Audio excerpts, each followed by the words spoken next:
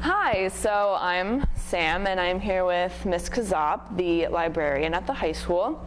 So, how are you? I am good today. Okay. It's Thursday. Yeah, almost Friday. Yes. We're getting there. 40-some days of school left. Oh, really? Yes, it is. Oh, so excited.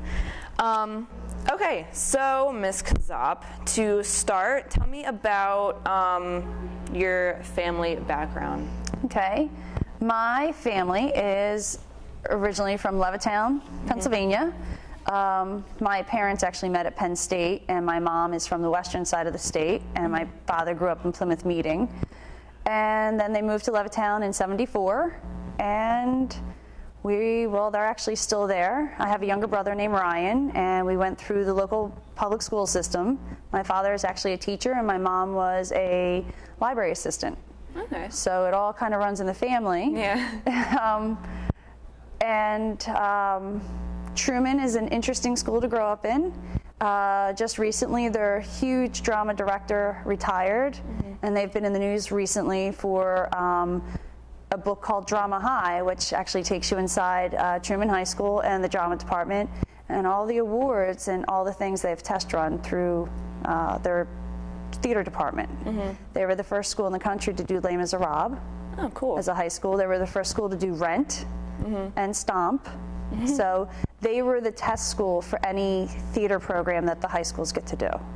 So that's what, and growing up in Levittown, it's very blue collar, middle class, and it's diverse, extremely diverse. So if you can, the old saying is if you can survive in Truman, you can survive anywhere. Okay, so what about other jobs that you had before becoming a librarian here?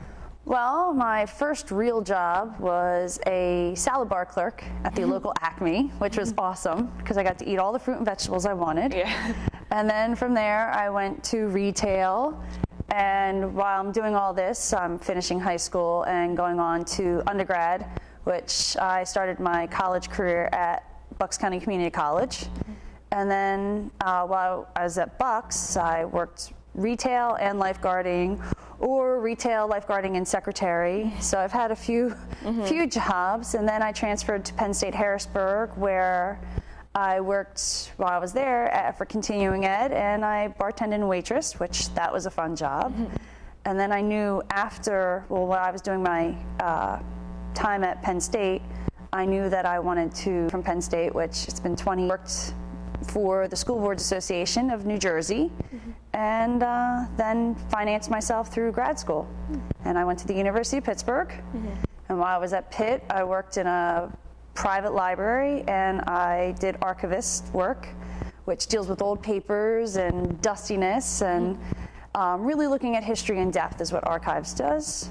And then after that, graduated from the University of Pittsburgh, and 6 months later, I got my first real professional librarian job as a children's librarian.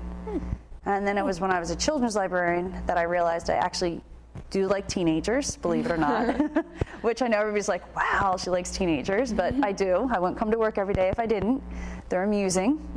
And from there, I decided as a children's librarian to take my education classes and get my certification to become a school librarian. And while I was doing that, I was working for a public library, and then I was working for a college library. I used to work for Gwen and Mercy College as one of the reference librarians. Okay. So, and then it just keeps snowballing. Yeah. Which has been your favorite job that you've had out of all those? All of my jobs? Yeah. Probably bartending. Yeah, why? Because you get to talk to people, they're trying to relax, they're not nervous, they're unwinding. You get to hear some fun stories. Yeah. And because of where I bartended in Harrisburg area, we had people coming in and working for like the airport, so we would get travelers, we would have everybody, so you would hear, or they were like doing geological studies, because Penn State Harrisburg's campus is right by 3 Mile Island, which is the nuclear stacks, which almost melted in '76. So they're trying to see if there was any long-term effect on the people or the environment or the Susquehanna River. So. Okay. So you mentioned travelers and stuff. Now you've been to Ireland a couple times, right? I've been to Ireland 5 times. My husband's extended family lives in Ireland, so we have a place to stay in Galway, and his Aunt Bridie makes the best cup of tea and knows where to buy really good brown bread. For everybody who's Irish, they exactly know what that is. My girls have been to Ireland. My oldest one has been 3 times now, and my younger one's been twice. This summer, we'll take time off from going to Ireland. Next summer is our Ireland summer. So it's important because the cousins, they don't get to come over often, and since we go every other year, they really appreciate it, and it's a good time. It's a good time. It's very relaxing for us because we're staying with family. Nothing's really expected. You don't have to be here, there, or wherever. Yeah. And it's always good company and good times. Yeah, I've always wanted to go there. It's such a pretty place. We've been everywhere. Dublin, through Belfast, Giant's Causeway, that's actually Northern Ireland.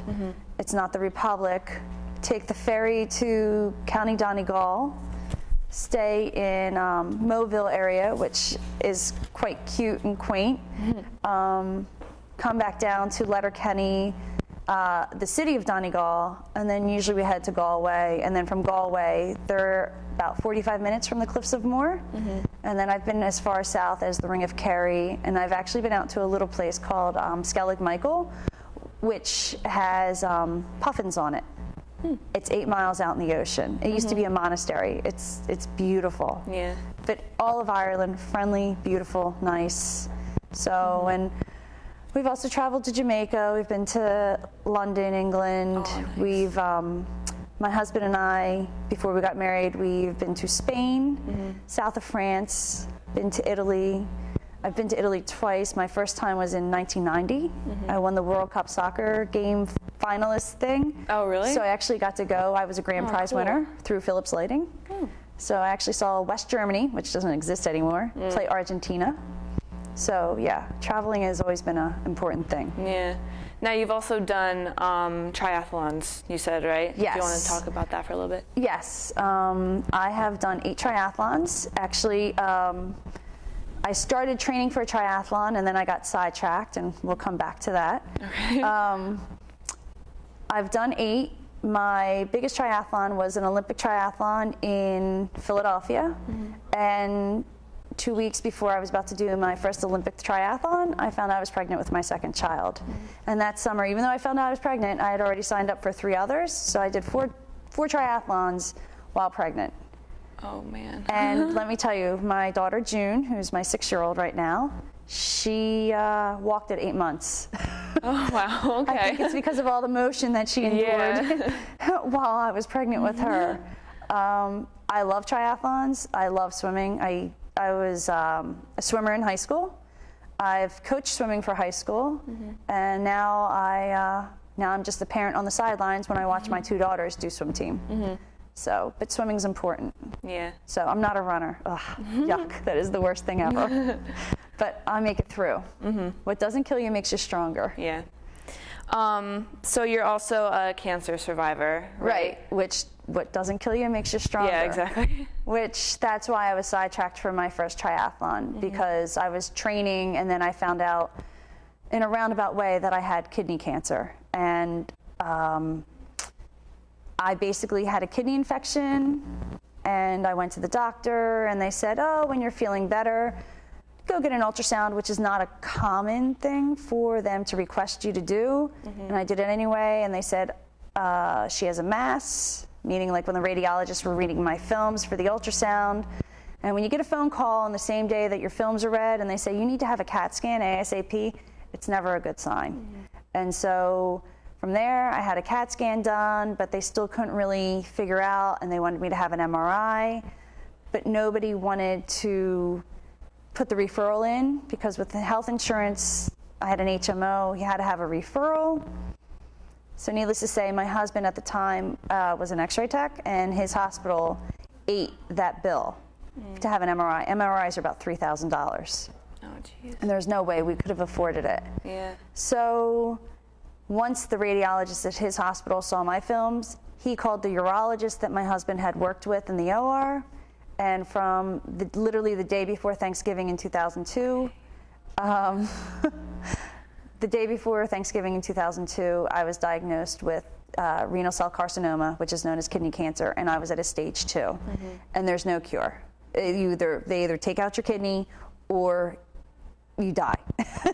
That's how you kind of look at life. So from there, I had my kidney removed in 2 weeks after that diagnosis, and they took some lymph nodes and they took a piece of rib to get it out, because where your kidney is situated, it's near the liver, and it's a whole complicated process. But well, it's been 12 years, so I've been cancer-free for 12 years. Yeah. So it's, you know, blessed. I have 2 beautiful children now. I mean, so I kind of look at things differently. You know, it's all good. Yeah. It's all good. Okay, well, thank you, Ms. Czop, for coming here today. That's all the time we have, and yeah, bye. Okay.